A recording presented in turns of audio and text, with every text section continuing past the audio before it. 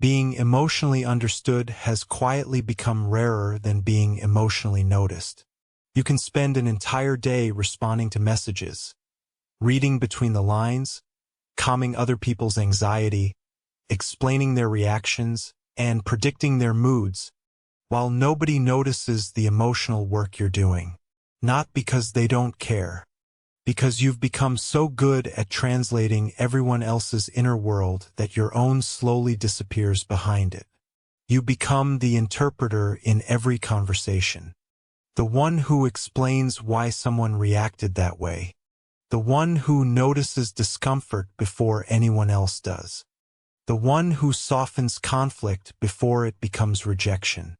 The one who keeps everyone emotionally comfortable while becoming emotionally invisible. That's the contradiction.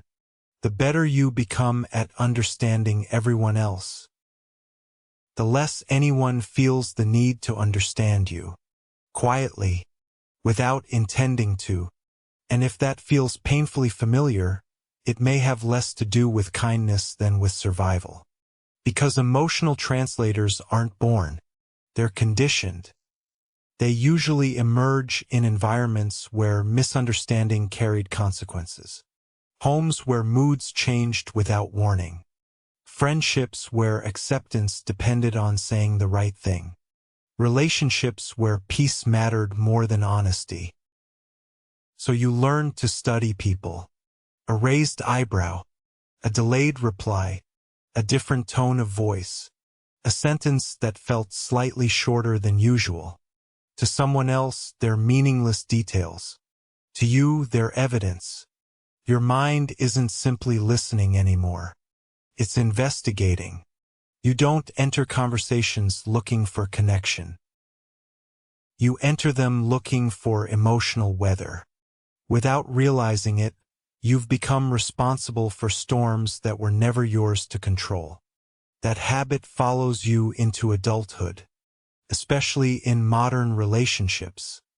Dating no longer moves slowly enough for curiosity to develop naturally. Everything encourages immediate conclusions, profiles, first impressions, quick replies, fast chemistry. People are expected to know whether someone is worth their attention before they've even learned how that person handles disappointment, loneliness, or fear. Emotional convenience has quietly replaced emotional discovery. And emotional translators fit perfectly inside that system. You know how to make people feel safe. You know how to ask the right questions. You know how to reassure without making it obvious. You know how to become exactly what the conversation needs. At first, people admire that. Then they depend on it. Eventually, they expect it. That's when something dangerous happens. You stop asking whether you're being loved. You start asking whether you're being useful. Those aren't the same thing. Being emotionally useful can create the illusion of intimacy. Real intimacy asks something much harder. It asks both people to remain curious about each other. Not just one. Yet, emotional translators often become experts in one-sided curiosity. They know everyone's fears, everyone's attachment style, everyone's insecurities, everyone's emotional history. Meanwhile, very few people know theirs. Not because nobody asked, because answering feels unfamiliar.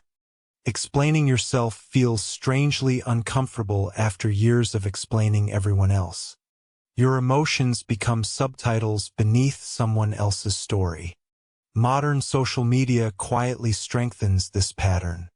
We're surrounded by endless emotional performances. People post vulnerable captions, share healing journeys, confess insecurities, display authenticity like content.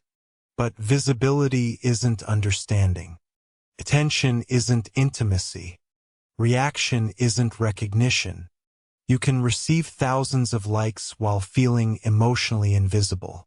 The internet taught people how to announce feelings. It didn't teach them how to sit with another person's emotional complexity. So emotional translators adapt again. Instead of hoping someone will understand them, they become easier to understand. They edit, simplify, shrink. Not because they're dishonest, because they're tired. Tired of explaining identities, explaining boundaries, explaining emotions, explaining why something hurt.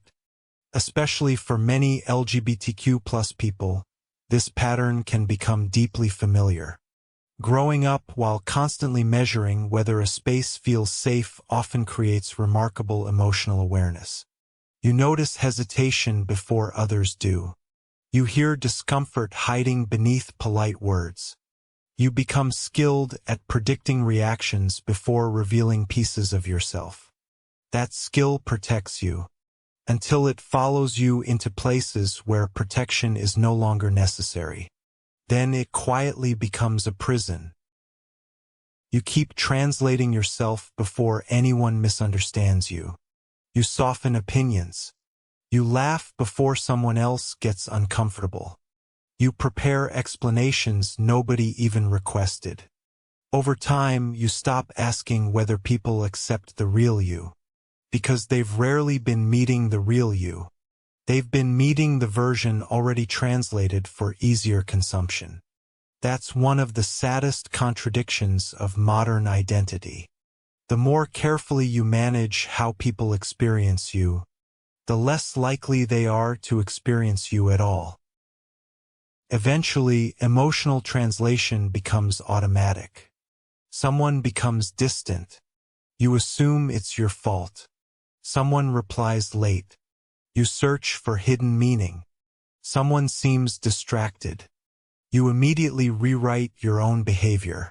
Not because evidence exists, because your nervous system prefers preparation over surprise. Hypervigilance feels like responsibility. But they're not the same thing. One creates awareness. The other creates exhaustion. And exhaustion changes identity. You begin believing your value comes from reducing everyone else's discomfort. Conflict feels like failure. Misunderstanding feels like danger. Being difficult feels unacceptable.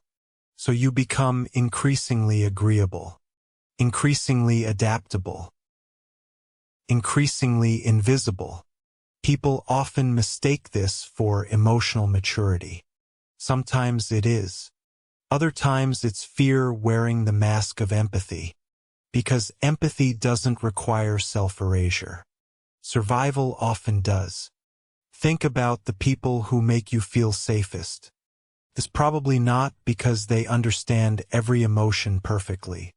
It's because you don't feel pressured to translate yourself around them. Silence isn't threatening. Disagreement isn't catastrophic. You don't spend every conversation analyzing whether you revealed too much.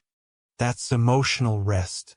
And emotional rest has become incredibly rare.